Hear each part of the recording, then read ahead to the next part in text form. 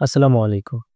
আমি আজ পুড়ে যাওয়া ব্যক্তির প্রাথমিক চিকিৎসা সম্পর্কে একটা স্পষ্ট ধারণা দেওয়ার চেষ্টা করব। সরাসরি আগুন বা গরম বস্তুর সংস্পর্শে আসলে, গায়ে গরম কোনো তরল যেমন পানি বা দুধ এ ধরনের কিছু পড়লে, ক্ষয়কারক কোনো রাসায়নিক পদার্থের সংস্পর্শে আসলে, বিদ্যুতায়িত হলে আমাদের ত্বকে যে ক্ষতের সৃষ্টি হয় আমরা তাকে পোড়া ক্ষত বলি। পুড়ে যাওয়া রোগীর ক্ষেত্রে সঠিক প্রাথমিক চিকিৎসা অনেকাংশেই তার ত্বকের ক্ষতি রোধ করতে পারে। তাই আমাদের সবারই উচিত পুড়ে যাওয়া রোগীর প্রাথমিক চিকিৎসা, করণীয় এবং বর্জনীয় সম্পর্কে একটা স্পষ্ট ধারণা রাখা। প্রথমেই আগুন নেভাতে হবে অথবা তাপের উৎস থেকে সরিয়ে আনতে হবে। অর্থাৎ কারো গায়ে যদি আগুন লেগে যায় তখন জামাকাপড় খুলে ফেলতে বলতে হবে অথবা মাটিতে শুয়ে গড়াগড়ি করতে বলতে হবে। এক্ষেত্রে মনে রাখতে হবে আগুন বাতাসের সংস্পর্শে বেশি জ্বলে। অর্থাৎ কেউ যদি ছোটাছুটি করে তখন আগুন নেভার পরিবর্তে আরো বেশি করে জ্বলবে।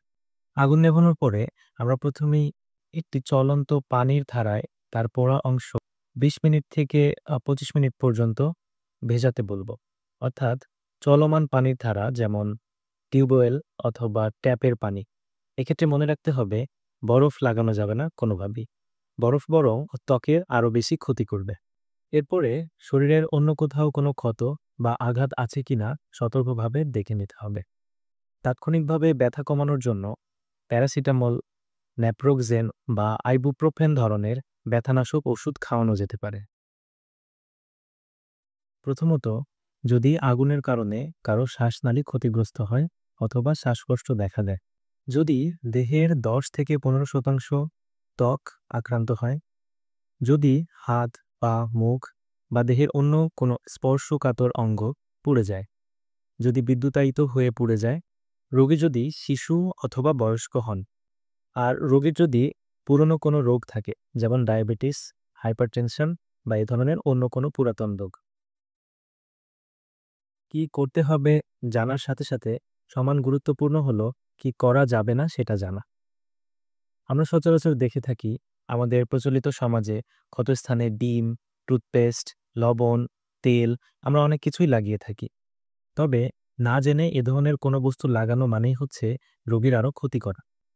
এখানে জেনে রাখা জরুরি, আমাদের ত্বক সাধারণত বাইরের সকল রোগজীবাণু থেকে আমাদের একটা সুরক্ষা প্রদান করে থাকে। পুড়ে যাওয়া রোগীর ক্ষেত্রে ত্বকের বাইরের অংশ পুড়ে যাওয়ার কারণে রোগজীবাণু খুব সহজেই আমাদের দেহের ভিতরে প্রবেশ করতে পারে। তাই আমরা যদি না জেনেই টুথপেস্ট, লবণ, হলুদ এরকম ইচ্ছামতো অন্য যে কোনো জিনিস লাগাতে থাকি, তখন তার সংক্রমণের আশঙ্কা অনেক বেশি বেড়ে যায়। এখানে আরও একটি তথ্য জানা উচিত যে যেসব গুরুতরভাবে পুড়ে যাওয়া রোগী মৃত্যুবরণ করেন তাদের প্রায় ৫০ থেকে ৭৫% মারা যান এসব সংক্রমণের কারণে। যদি পোড়া ক্ষতে ফোস্কা তৈরি হয় তখন ফোস্কা গলানো যাবে না। আবারও আমরা আগের কথাটি মনে রাখব যে ত্বকের বাইরের অংশ যদি না থাকে তখন রোগজীবাণু খুব সহজে দেহের ভিতরে প্রবেশ করতে পারে। তাই ফোস্কা যদি অনেক বড় হয় আমরা ফোস্কা নিয়েই চিকিৎসকের কাছে যাব, তিনি তখন প্রয়োজনীয় ব্যবস্থা গ্রহণ করবেন। পুড়ে যাওয়া রোগীর ক্ষেত্রে প্রাথমিক চিকিৎসা সঠিক হলে অনেক বড় ক্ষতি সহজেই এড়ানো যায়। তাই আমরা সবাই স্পষ্ট ধারণা রাখব এবং বিপদ হলে এই কাজগুলোই করার চেষ্টা করব।